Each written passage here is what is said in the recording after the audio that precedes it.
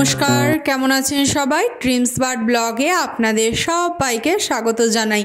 আজ হলো বৃহস্পতিবার আর এখন বাজে ওই 11টা বাজতে 5-10 এরকম হবে। আজকে অনেকটাই লেট হয়ে গেছে। জলখাবারে হয়েছে বিট আলু ভাজা, তো ওইটা দিয়ে জলখাবারটা খেলাম। খেয়ে এসছি হচ্ছে চাল নিতে। আজকে অনেকটাই লেট, খেয়ে উঠতে উঠতে প্রায় 11টা 5-10 তো হয়েই গেল, তার বেশি তবু কম নয়। তো যাই হোক, আজকে সকালবেলাটা এমনি বৃহস্পতিবার মায়ের পুজো ছিল, তারপর আবার টুকটাক করে মানে এই দিকটা দেরি হয়ে গেছে।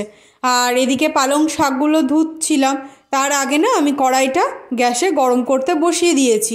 এবার দেখছি কড়াইটা অনেকটাই গরম হয়ে গেছে, তো পুড়ে উঠবে, ওই জন্য আবার গ্যাসটা বন্ধ করলাম। এই শাকগুলো তো আবার ভালো করে প্রথমেই ভুল বললাম, পালং শাক না, এটা হলো নোটের শাক। তো আমি কি কাণ্ডটা করলাম দেখলেন?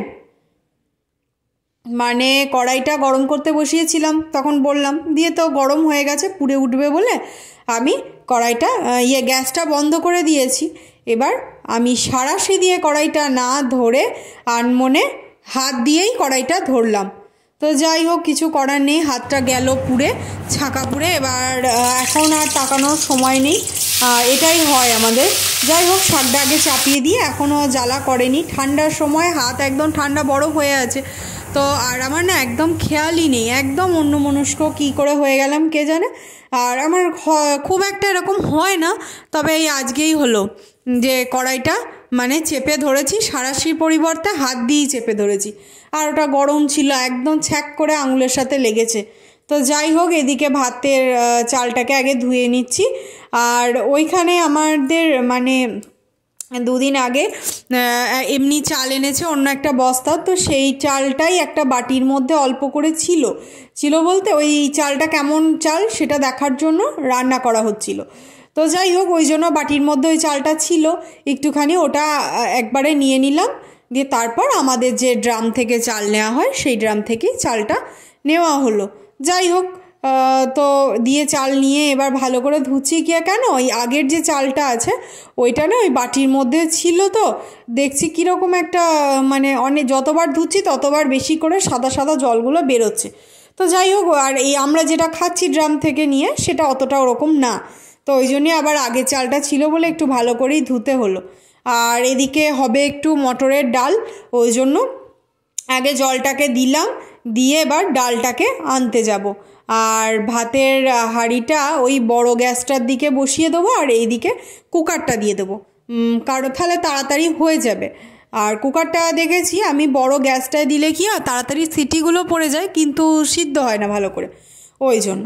আর এবার ডালটাকে নিয়ে তারপর জলটাকে দিলাম, জলটা ততক্ষণ গরম হোক, একবারে নুন আর তেল দিয়েই এসছি।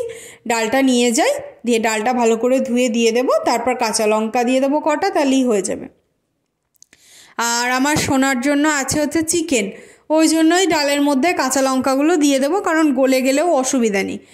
আর এই মটর ডালে কাঁচা লঙ্কা দিলে একটা সেন্ট বেরোয়, তো ওই জন্যই দেওয়া আর কি। আর সোনা খেলে সেদিন দিই না, বাই চান্স বলা যায় যদি সিদ্ধ হয়ে গেল, হাতায় করে ডালটা তুলতে গেলাম, একটু গলে গেলেই তো ব্যাস, আর একটু ঝাল হলেই তো আর মুখে দেবে না।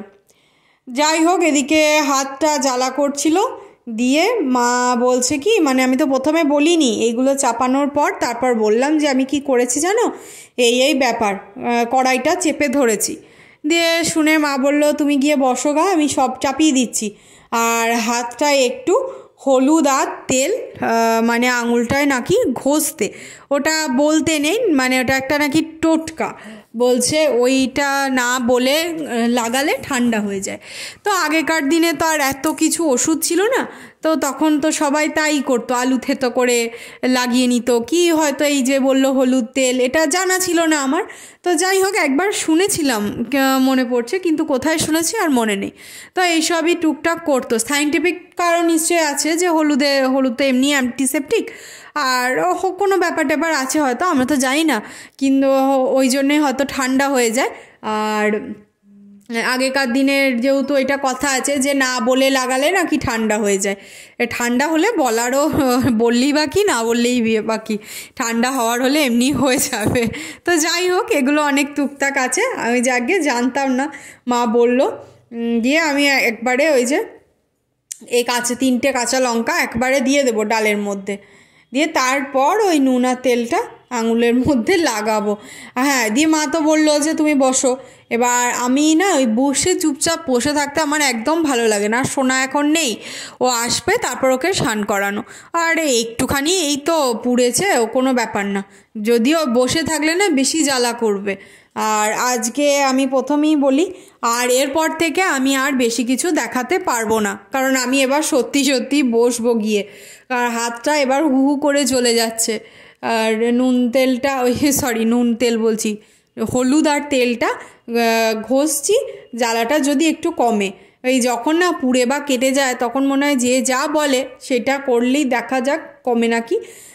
তো হলুদ আর তেলটা লাগিয়ে জানেন অনেকটা মনে হচ্ছে, কিন্তু যখনই মানে যেমন সোনাকে স্নান করানোর সময় তেলটা উঠে গেছিলো, হলুদ আর তেলটা উঠে তো যাবে, একবারই ধুয়ে নিয়েছিলাম, তো তখন আবার একটু জ্বালা করছিল, মানে যতক্ষণ আঙুলের মধ্যে দিয়ে রগড়াচ্ছিলাম ততক্ষণ ঠিক ছিল।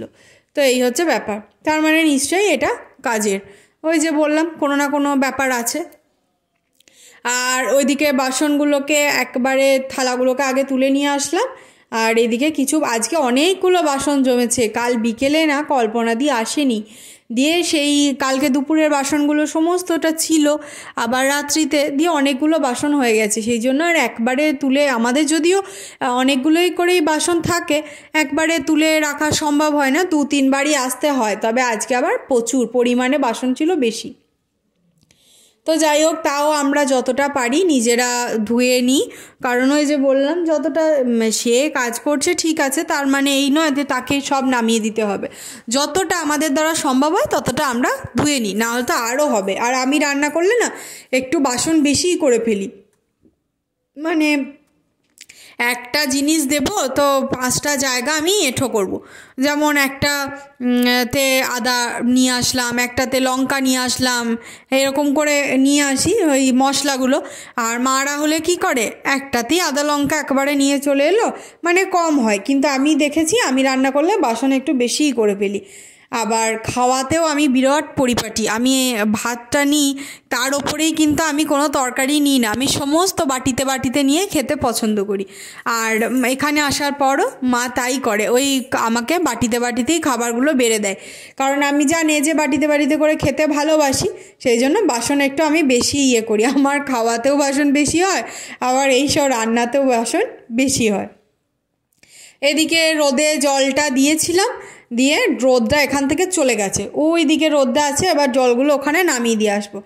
এই গরমকালে যখন রোদের দরকার নেই তখন একদম রোদে ফেটে পড়বে, এই সামনের উঠোনটায় এত রোদ্দুর আসে যে আর গরমে তখন আর টেকা দায় হয়ে যায়, রোদের ঝাল আসে না, পর্দাগুলো নামিয়ে দিতে হয়। আর এখন দেখুন শীতকালে একটু পিঠে রোদ লাগিয়ে বসবো সে উপায় নেই, এখান থেকে রোদটা চলে গেছে। তো যাই হোক, ওইখানে চেয়ারটা নিয়ে গেলাম, কারণ ওই যে ওখানটায় বসলে না পিঠটা হালকা রোদ পাবে। আর এইদিকে ওই যে বললাম আমার আঙুলটা জ্বালা করছে বলে মাই মটর ডালটা, আমি তো তখন তো সিদ্ধ করতে দিয়ে গেছিলাম, সিদ্ধ হওয়ার পর এদিকে মা ফোড়ন দিচ্ছে ডালটাকে আর কি। আর আজকে বৃহস্পতিবার, সেরকম রান্নার কিছু নেই, মোটামুটি হয়ে গেছে। আর আমাদের যা 11টার সময় জলখাবার হলো, দুপুরে খিদে সেভাবে কারুরই নেই। তো এখানে মা কড়াইয়ে তেল দিয়েছে একটুখানি বাঁধাকপি চাপাবে বলে, আর এইদিকে বাঁধাকপিটা হবে, আর কিন্তু তখন শাকটা ভাজা হচ্ছিল, হয়েছে ডাল, আর খাওয়ার সময় একটুখানি পাঁপড় ভাজা হবে, এই ব্যাস, চাটনি আছে, তো তাহলেই ভালোভাবে খাওয়া হয়ে যাবে। আর এই যে দই আছে আমাদের, কারণ আমাদের এখন রোজ এই খাবারে দইটা, সোনা তো আগে 12 মাসই ও খাবারের সাথে দইটা ওকে দেওয়া হয়, কিন্তু আমরা খেতাম না। তবে আজকে বাপি সবার জন্যই দই এনেছে, তো যাই হোক ওই দিয়েই খাবারটা খাওয়া হয়ে যাবে। আর এখান থেকে মাকে একটা টমেটো ধুয়ে দিচ্ছি, ওই যে বললাম চুপচাপ দাঁড়িয়ে থাকা হয় না, কিছু না কিছু তখন মনে হয় একটু করে করি। তো যাই হোক, আজ না আর বেশি কিছু করতেও পারবো না, এবার আমি চুপচাপ বসি, সেই একবারে তখন সোনাকে খাওয়াবো। আর পুড়েছে তো বাঁ হাতটা, সেই জন্য সোনাকে খাওয়ানোর টাইমে কোনো অসুবিধা নেই। যাই হোক, ডান হাতটা হলে আবার না একটু অসুবিধা হয়, আর এই পোড়া জায়গায় না গরম ছাকা লাগলে বেশি করে যেন জ্বলে যায়। তো আজকের মতো তাহলে ভিডিওটা এখানেই শেষ করলাম। সবাই খুব ভালো থাকবেন, সুস্থ থাকবেন আর সাবধানে থাকবেন। দেখা হচ্ছে পরের দিন আবার একটা নতুন ব্লগে আপনাদের সাথে। আর আমার ভিডিও যদি আপনাদের ভালো লেগে থাকে তাহলে আমার চ্যানেলটা অবশ্যই সাবস্ক্রাইব করে রাখবেন, পাশে থাকা বেল আইকনটা প্রেস করে রাখবেন, তাহলে আমি যখনই কোনো নতুন ভিডিও আপলোড করব আপনারা তার সাথে সাথেই দেখতে পাবেন। আর আজকের ভিডিওটা কেমন লাগলো তা আমাকে কমেন্ট বক্সে অবশ্যই জানাবেন। যদি ভালো লাগে তাহলে একটা লাইক করে দেবেন, কমেন্ট করবেন আর ভিডিওটা শেয়ার করবেন।